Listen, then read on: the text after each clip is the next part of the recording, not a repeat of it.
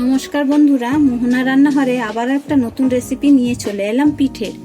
তো শীতকালে সবাই কম বেশি পিঠে খেতে পছন্দ করে বিভিন্ন ধরনের। তো দেখো, আজকে আমি পিঠে দেখাবো গোলাপ ফুলের ডিজাইনে ভাপা পিঠে। তো এখানে আমি কড়াইতে জল গরম করতে দিয়ে দিচ্ছি। স্বাদ অনুযায়ী এখানে নুন দিয়ে দেবো।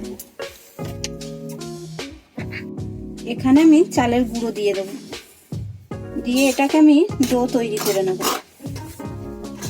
ডোটা আমার তৈরি হয়ে গেছে, এবার আমি একটা থালায় নামিয়ে নেব। গোলাপ ফুলের ভাপে পিঠে করার জন্য আমি নারকেলের পুরটা তৈরি করে নেব। তার জন্য আমি নারকেলটা কুড়ে নিচ্ছি। নারকেলটা আমি কড়াইতে বসিয়ে দিয়েছি। এবার এখানে আমি খেজুর গুড় দিয়ে দেবো পুরটা করার জন্য।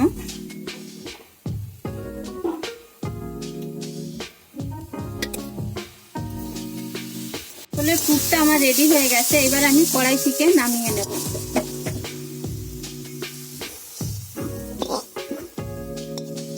ডোটা আমার মাখা হয়ে গেছে ভালো করে।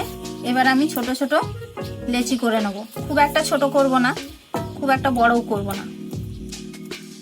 এভাবে সবগুলো আমি রেডি করে নেব।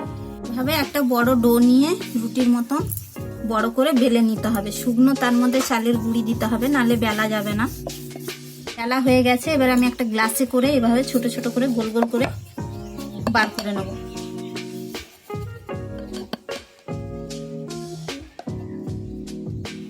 এইভাবে ছোটগুলো নিয়ে একটার পর একটা সাজিয়ে নিতে হবে। এইভাবে আমি এখানে 5টা নিয়েছি, 5টা এইভাবে সাজিয়ে নিয়েছি। এবার নারকেলের পুরটা আমি এরকম লম্বা করে দেব।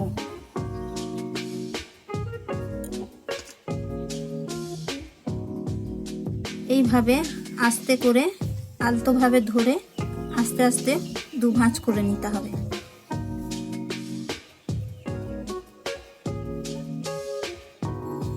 এইভাবে একটু চেপে দিতে হবে, তাহলে বসে যাবে। এইভাবে আমি ঘুরিয়ে নিলাম যাতে আমার রোল করতে সুবিধা হয়। এইভাবে আস্তে আস্তে ধরে ধরে এইভাবে রোল করতে হবে।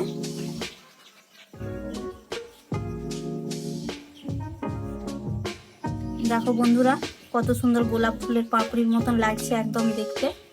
ঠিক এইভাবে এই মুখটা যে রয়েছে, এই মুখটাকে একটুখানি জল নিয়ে এইভাবে চেপে দিতে হবে, তাহলে আর ছেড়ে যাবে না ভাপাবার সময়। এবার উপরে আমি আরেকটু পুর দিয়ে দিলাম, তাহলে আমার সব গোলাপ ফুলের পাপড়িগুলো রেডি। এখানে আমি গরম জল করে নিয়েছি, জলটা গরম হয়ে গেছে। একটা আমি ঝাঁঝরি এরকম জামবাটি দিয়ে দিলাম ডেকচিটার উপরে। এরপরে আমি একে একে পিঠেগুলো ওর মধ্যে বসিয়ে দেবো। আমার সব গোলাপ ফুলের ভাপের পিঠেগুলো দেওয়া হয়ে গেছে। এবার আমি একটা ঢাকা দিয়ে দেবো। ভাপের পিঠেটা আমার হয়ে গেছে, এবার আমি এটা এখান থেকে নামিয়ে নেব।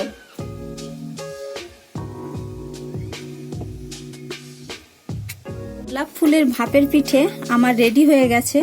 যদি তোমাদের ভিডিওটা ভালো লাগে তাহলে ভিডিওটাতে একটা লাইক করবে, চ্যানেলটাকে সাবস্ক্রাইব করবে আর কমেন্ট করে জানাবে। বন্ধুরা, এই পিঠেটা একবার বাড়িতে করে খেয়ে দেখবে, এত সুন্দর অসাধারণ খেতে।